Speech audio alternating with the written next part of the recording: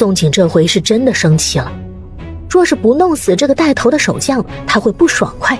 所有灾民都摸黑躲着过去，你还咬死着我们不放，当我们好欺负，我不弄死你弄谁？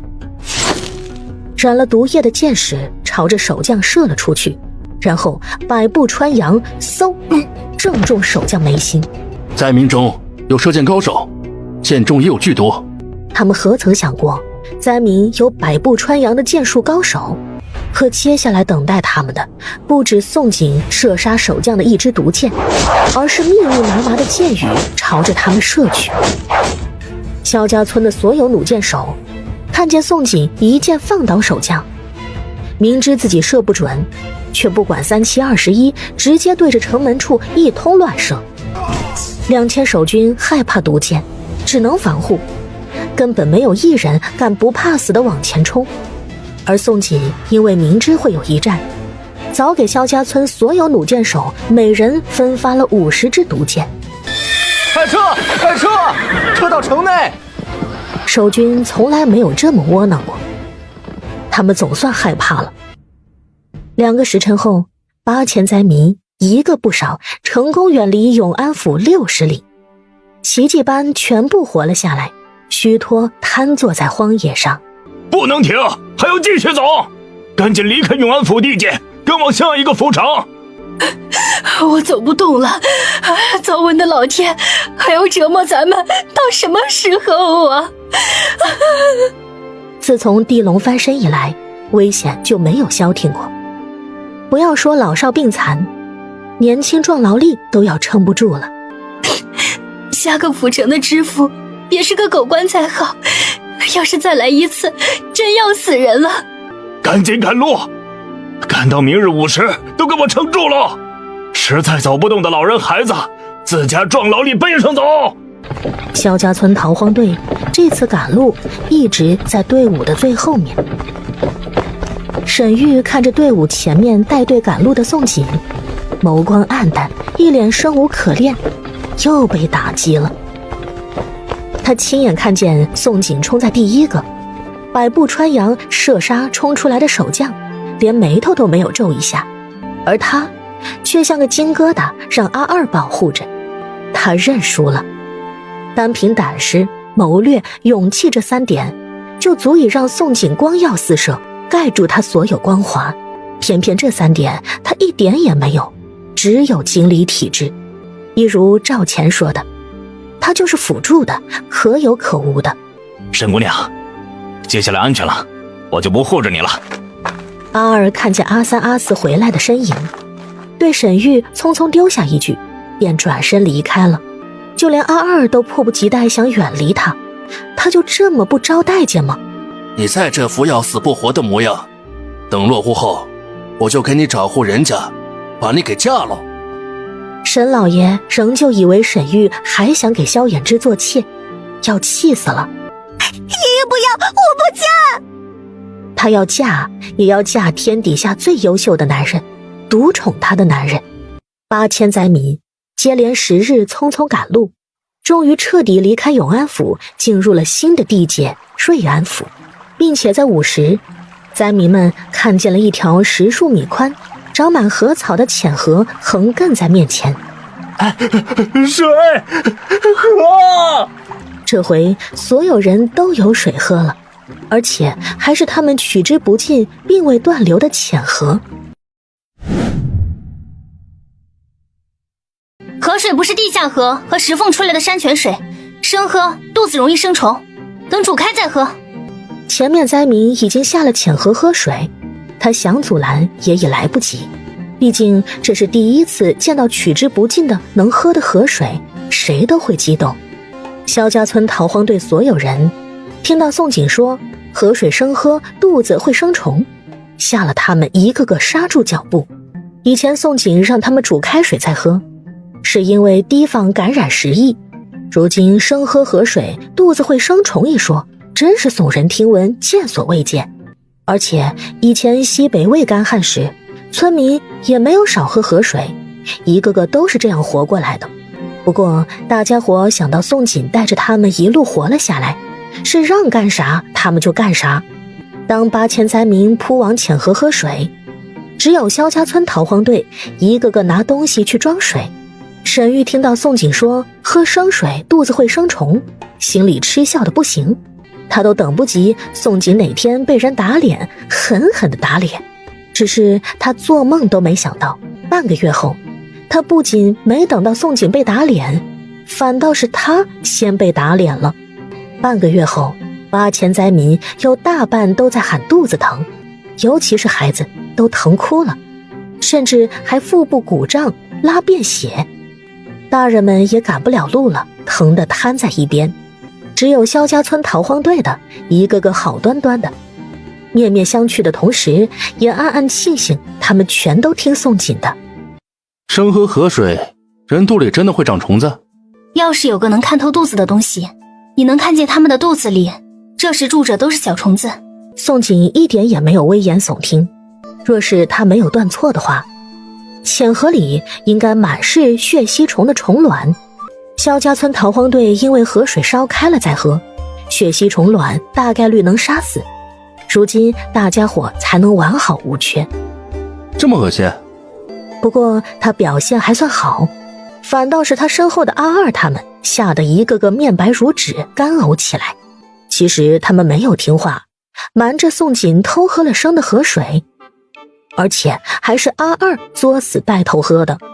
阿二背地里没少与阿三阿四说宋锦事儿多，人的肚子怎么可能长虫子呢？肚子长虫能杀死吗？有的治吗？杀不死，没治。灾民们患的是急性血吸虫病，而且他发现及时，用些驱虫药是完全可以治愈的。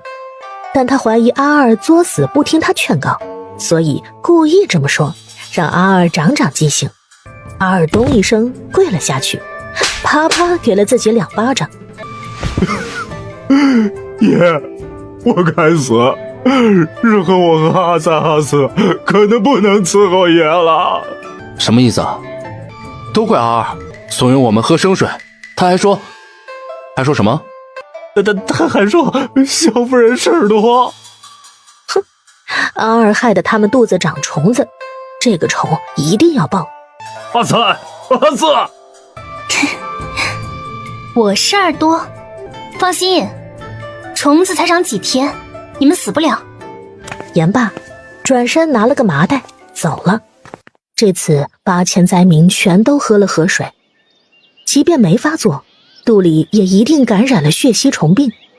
他总不能眼见着8000灾民全倒下死了，救死扶伤是他作为医者应该做的。金姐姐是去给灾民找治病的草药吗？金姐姐能收我为徒，教我学医吗？他决定了，宋锦怎么抢了他光华的，他就要怎么抢回去。他也要有一技之长，让赵钱与萧衍之对他刮目相看。乖乖，他的耳朵应该是出了毛病，不然怎么产生幻听？女主要拜他为师？金姐姐，我是真心拜师的。金姐姐愿意收我为徒吗？不愿意。金姐姐，我是诚心想学医，我会给束修，拜师礼也会奉上的。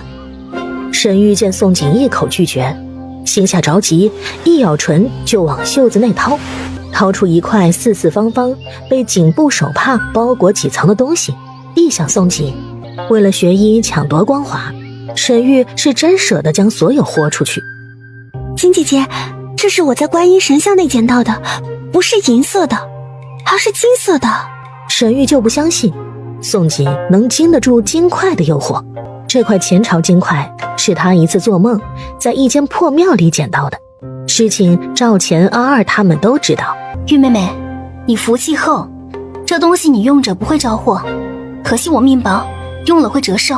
前世黄金掉价时，他也买过好几根金条抱着睡觉呢。玉妹妹去拜他人为师吧。突然忆起前世为民捐躯的双妻，宋锦烦躁的一刻也不愿意再与沈玉掰扯下去。金姐姐，这是金块，不是铜板，宋锦为何不心动？不是没见过黄金的泥腿子吗？宋锦派出萧家村逃荒队的壮劳力与妇人去给灾民们喂药。不管长没长虫，萧家村所有人都喝一碗，以保安全。自从萧衍之给了和离书，宋锦便有意与萧衍之保持距离，凡事都会找萧大哥帮忙处理。萧衍之也知道宋锦在刻意远离他，后悔的同时只能强忍难受。谢谢。难得从萧衍之口中冒出这么真诚的2个字，宋锦惊了。不必客气，你休息，我去给4小家伙喂药。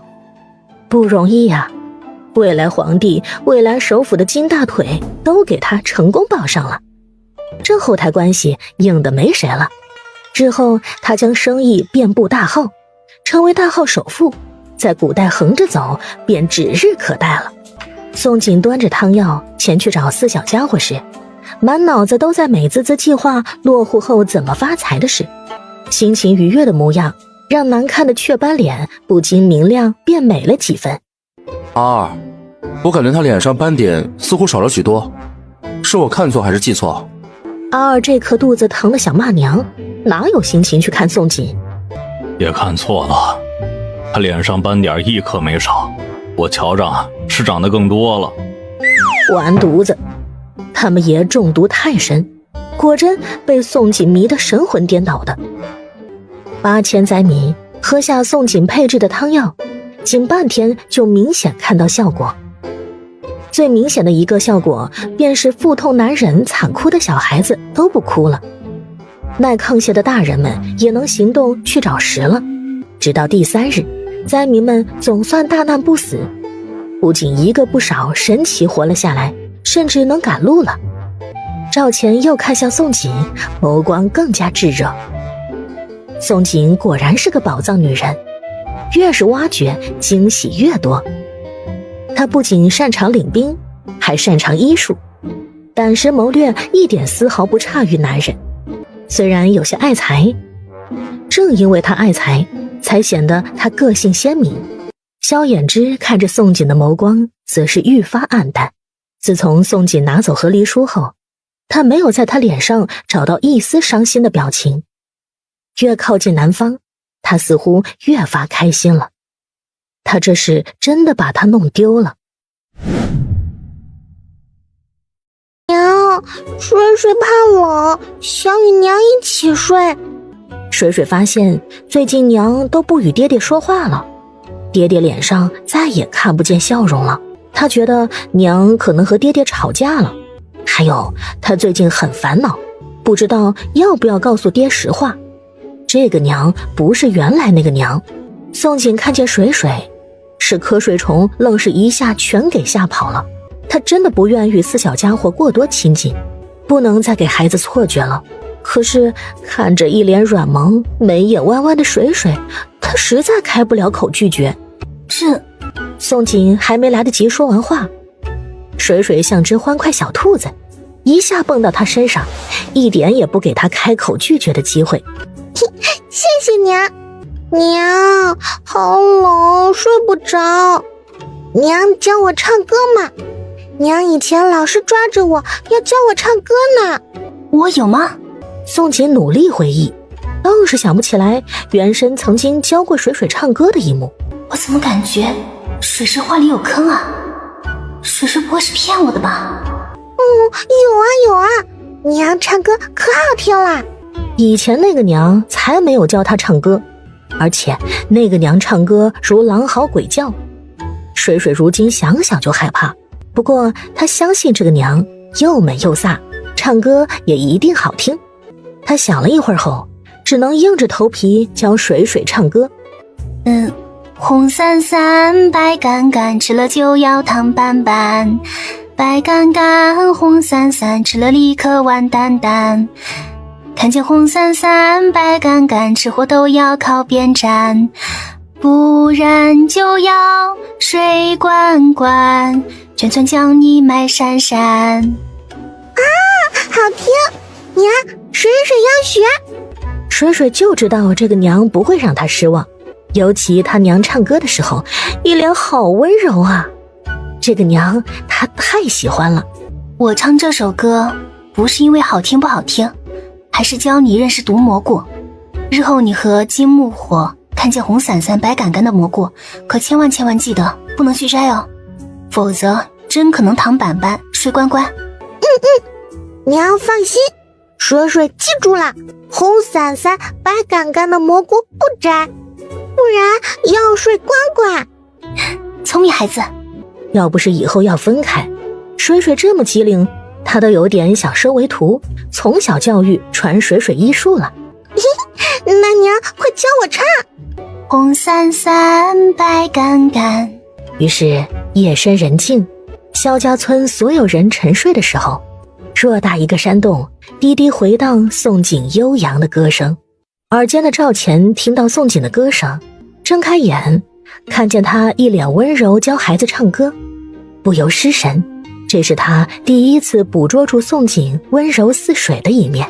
毫无睡意的萧衍之全程都知道水水悄摸摸爬起来，钻到宋锦身边去，真望着宋锦对水水低声细语温柔的模样。萧衍之好不容易平静下来的心瞬间又心乱了起来。他后悔给宋锦和离书了，若是他反悔再要回去，还有机会吗？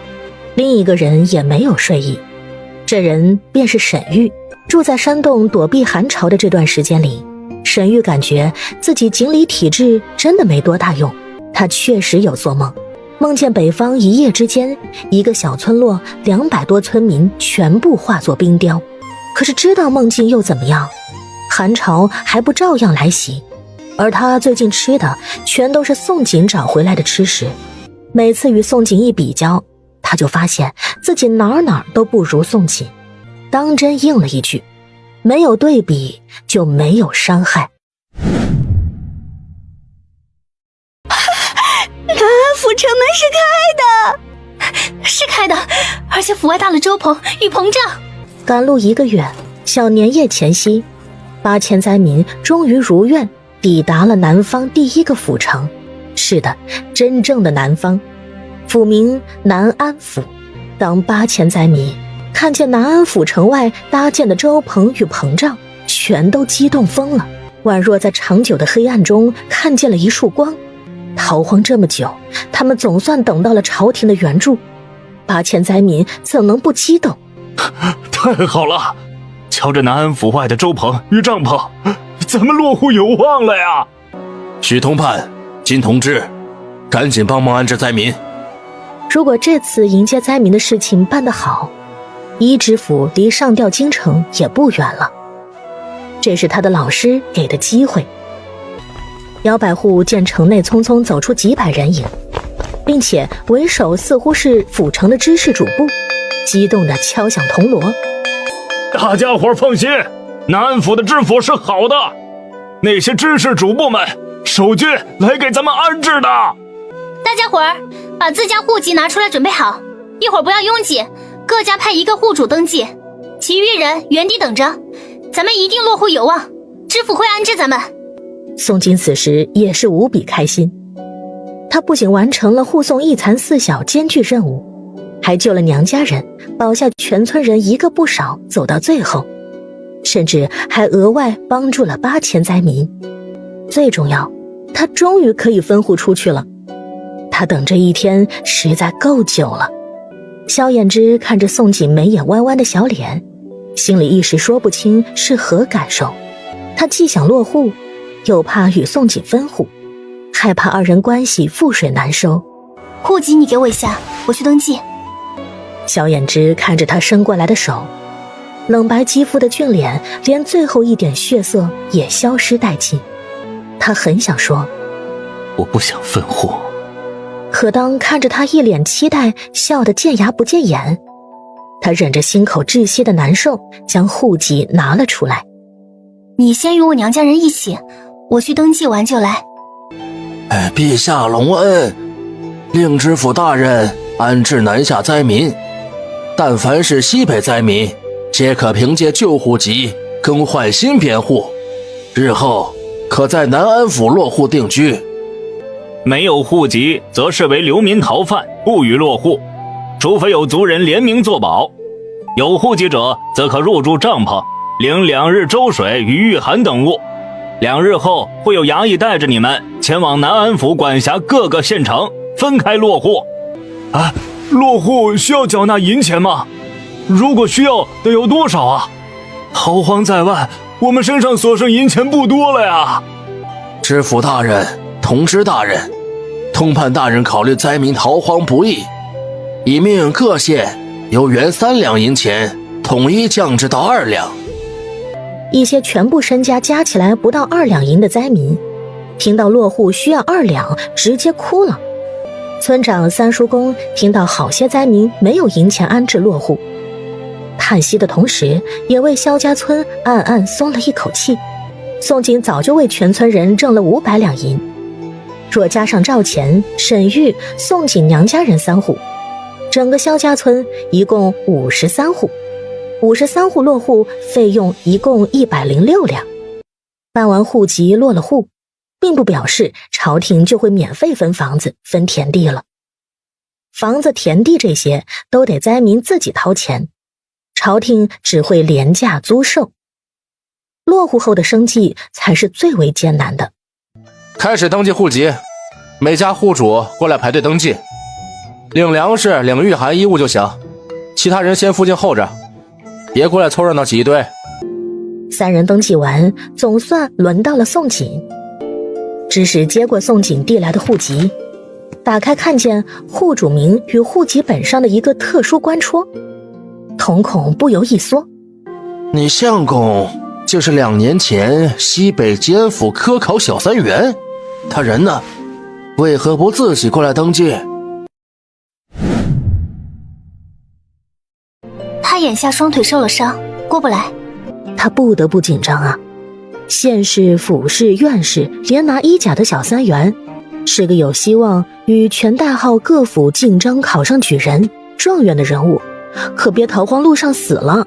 若是死了，南安府明年秋闱岂不是损失一个人才？这种人才若是没死，并且落户南安府，将来一飞冲天，南安府名气也能飞上几个阶次啊！小3员双腿受伤，能不能治的？影不影响明年秋闱啊？不良于行，身有残疾的人可不能参加科考。能治，肯定能治。他双腿没多大问题，明年上半年就能好，绝不会影响明年秋闱。宋锦可是主科外科手术专家，经过他手底救治的人不知多少，比萧衍之还要严重的断臂再植手术，他都做过好几次。真的，能治好便好。宋锦看着知识，另拿一本子登记，就知道萧衍之真被看上了。知识大人，今日不办户籍，只是登个记。见宋爹离开，宋锦拿出和离书。我的户籍信息是不是也要另外登记在册？到时办理新户籍好办一些。当打开一看，见是一纸和离书。你确定与小3员和离？你们是一路逃荒至今吧？小3员为人有问题，是他逼你和离，不然你怎么舍得放弃以后的荣华富贵不要，将原配位置拱手让出？将来当官夫人、当诰命不好。如果是品性不良的小3员，将来即便高中状元，赐府可不敢重用。不是，是我与他没有感情，2人性格也不合，是我单方面要求和离的。不会是小3员威胁你，你因为恐惧所以故意隐瞒真相吧？你别怕，实话实说便可。如果真是小3员逼你，我会给你登记。知识大人，我们2人和离真的是我这边单方面要求，只是我想单独开女户自己过。大号是准开女户，但是和离的女人少之又少。如果不是小3员为人有问题，你怎能如此坚持和离啊？不是，其实是我不想继续给他养4个拖油瓶，我不想继续给人当养母，养母难当。宋锦说完这句，差点爆粗口。行，我给你登记，不过他日小3员高中状元，你可就要错失荣华富贵了。所以我劝你啊，最好不要逞一时之气。你若是这时善待4个孩子，他日小3员给你争个诰命，也不是没可能的事。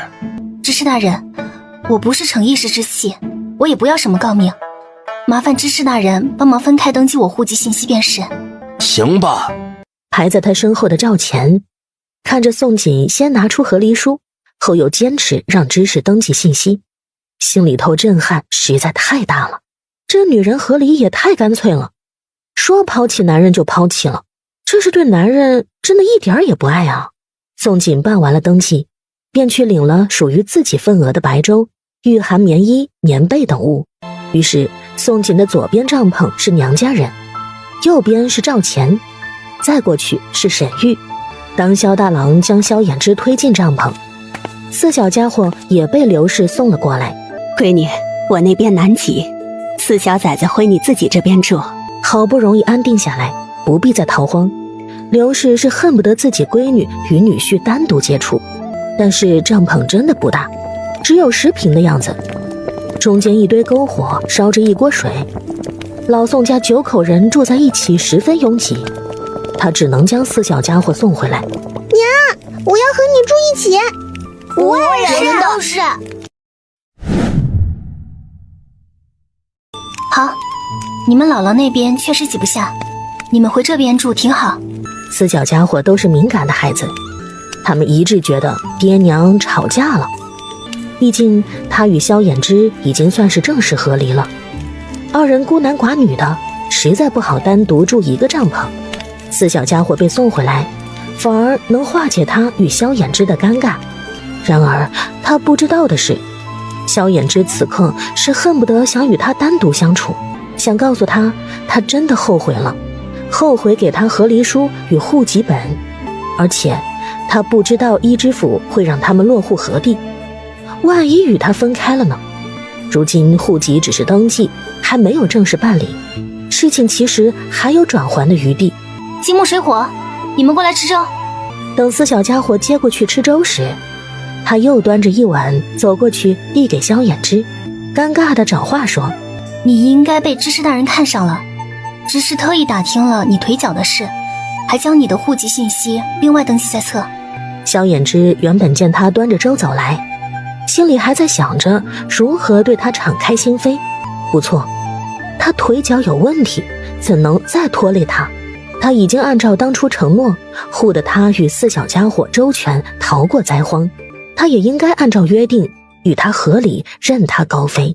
萧衍之接过粥碗，知事是想问我的腿脚能不能参加明年秋闱的事？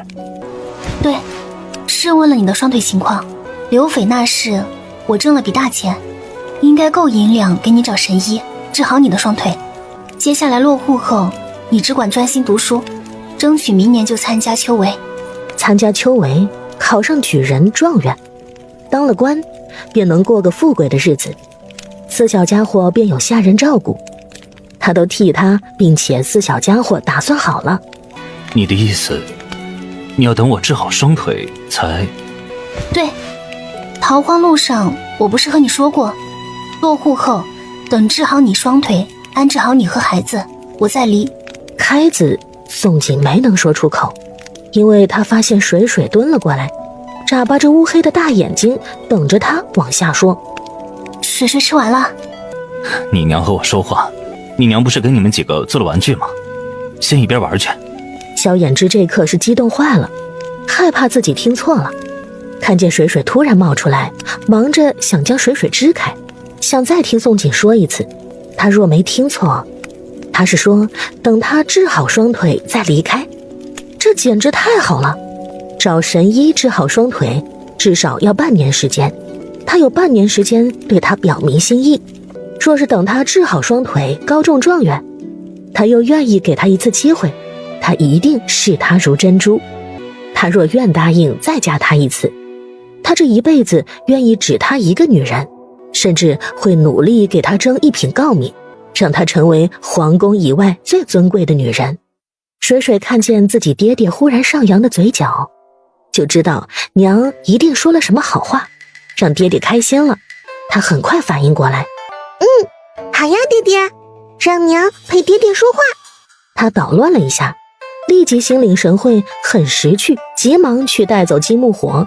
金木火3个都太笨，他可不能让3个笨孩子坏了爹爹和娘的好事。哎呀，走走走，别吵爹娘说话。萧衍之见4小家伙离开，可不想再放弃这次机会。你是说等我治好双腿再离开吗？是啊，我会等你双腿治好了再离开。宋锦有种直觉，萧家村逃荒队有可能会被分到同一个地方落户。按照剧情，锦鲤女是带着萧家村幸存者一起落户一个村。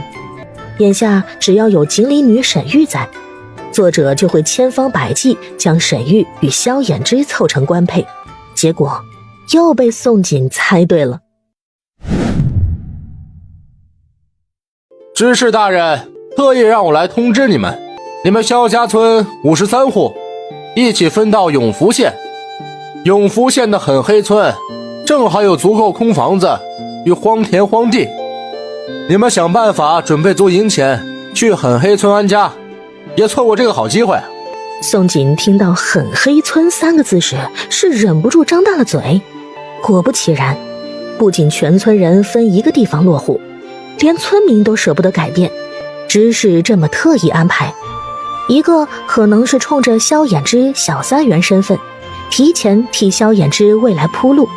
若是萧衍之日后真的当了官，身后至少要有宗族。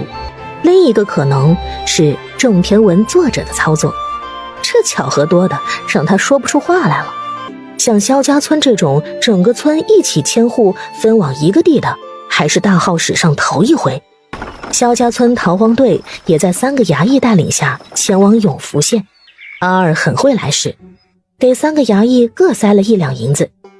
打听到了永福县情况与狠黑村的村民来历，衙役说永福县百姓小日子都过得相对不错，算是南安府能排前3富裕的县。至于狠黑村的村民来历，衙役支吾了半天，最后小声地说了，原来不是狠黑村天很黑，更不是人长得黑，而是人的命黑，就是住在狠黑村的人全都不长命，基本只能活到45岁。狠黑村怀疑被人诅咒，村民也因此得来，所以狠黑村空置了近60户空房子。只是因为村民们都搬出狠黑村，在村外重建了房子，重新买了田地开荒，老村这才便宜了萧家村，让萧家村全村迁一个地。宋锦听了狠黑村的由来，脸都绿了，这些书上可没写啊。年28这天，萧家村全村200多人终于抵达了永福县，因为办理户籍、买田地、买房要银钱。宋锦在出发之前就将500两银给了村长，让村长分发下去。办理户籍2两，房子3间的2两，5间带院3两，7间带院4两，荒田1两1亩，荒地1两2亩。村长掰着指头算了算，这要不是宋锦给大家伙提前挣了500两，这回全村人大半都得给地主家做佃农去。家里穷且人少的可以买小房，荒田买1亩，荒地可以买2亩，家里有钱人又多的可以选大房。重点是房子要合理分配下去买，全村人都得有房子住。宋锦让娘家人挑最大7间带院的房子买，之后3个侄子侄女长大也要单住，房子是越大越好。另外荒地荒田也让娘家人各买了10亩，赵钱则选了5间带院的房子，荒田荒地各买了2亩。他会买田地是为了避免人怀疑，另外还有他也想体会一下耕种的乐趣。沈玉因为自己有金块，沈老爷那边也有不少积蓄，底气很足，不仅选了5间带院的房子，还买了5亩田10亩地。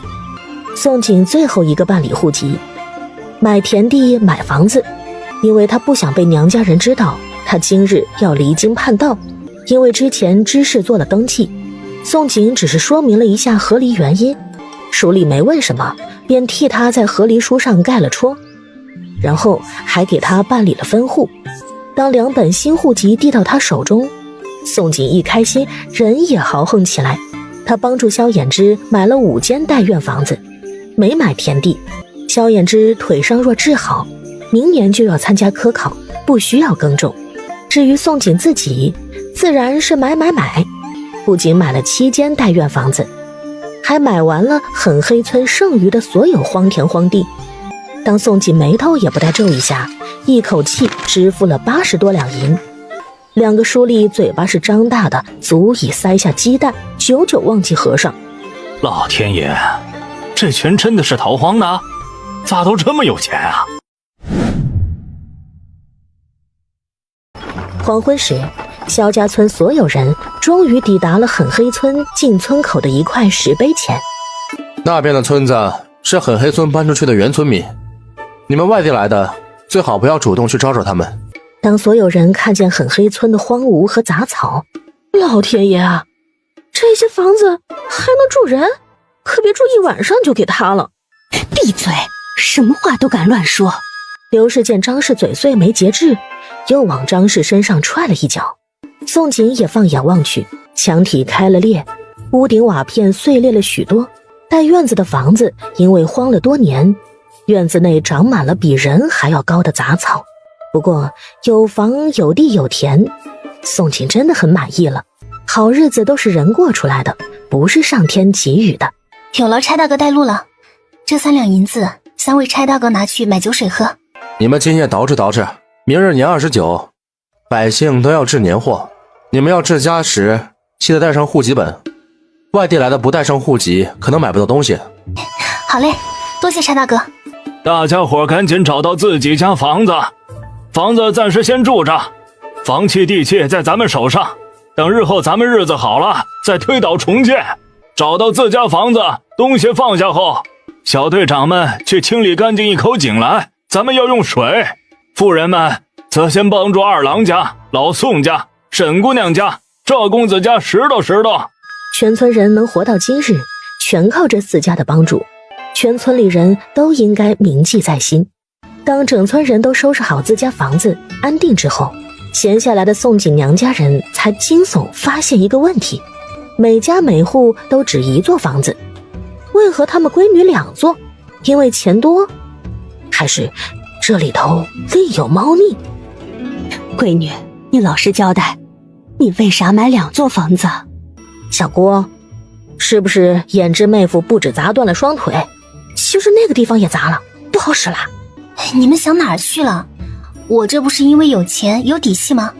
我不止买了2座房子，我还把狠黑村剩余荒田荒地全买了呢。不信你们看。宋锦一口气将房契、地契、田契全掏了出来，给3个女人看。你最好别骗你老娘，否则让我知道你做出什么丢老宋家脸的事，我不认你这女儿。啥叫丢人的事儿？抛弃相公，狗汉子。婆母说的没错。小姑，你与赵公子没那啥吧？你不会是想换相公吧？赵公子长得一表人才，依你性格，可真会干出这种事啊！2年前这个小姑当街生扑萧衍之，不止把他也吓了一跳，老宋家也足足1年抬不起头见人。二嫂，你闭嘴，这话能乱说吗？我与赵公子什么都没有，即便有，也仅仅只是弩箭的事儿。我没有对不起萧衍之，也没有勾引赵公子。你们不信的话，我可以发誓。他将赵钱当皇帝供着对待，也没有对不起萧衍之。相反，他因为顶着原身这句躯壳，一直在替原身还孽债。你也不用发誓，要我们信你可以。一会儿烧好了水，你亲自给衍之女婿沐浴，2人睡东屋，我过来这边带4小崽子睡，盯死你！那7间带院的房子，你老娘我也给你缴收。刘氏很宠闺女，但是了解自己闺女只喜欢好看的男人，为了老宋家，他得提防自己闺女做出什么出格的事来。娘，您不是这样的人，7间带院那是我的房子。你老娘我想了想，不止房契、地契、田契我都给你缴了，等发现你没有做出什么出格的事，再还给你。赶紧去烧水给衍之女婿沐浴，一会儿我过来盯死你。刘氏居然要他给萧衍之沐浴，还要他与萧衍之睡一房，这操作他顶不住啊！老宋家与萧衍之的5间代院刚好比邻而居，还是宋锦自己替娘家人选的。他当时想的是2家一起吃饭省事一些，而且4小家伙与侄子侄女可以一起玩，哪里料到反倒是给自己上了一道枷锁。宋锦想到自己的愚蠢，忍不住扶额想哭。要不我走吧？他已经有了户籍本，大号可以随便去了。对，还是逃吧。想到这里，宋锦掏出户籍，发现萧衍之的新户籍本还在自己身上，不得不叹了口气，去东屋，打算将户籍本亲自还给萧衍之。户籍本如此重要，即便他要逃，也不能随便扔下人家户籍本就直接原地消失。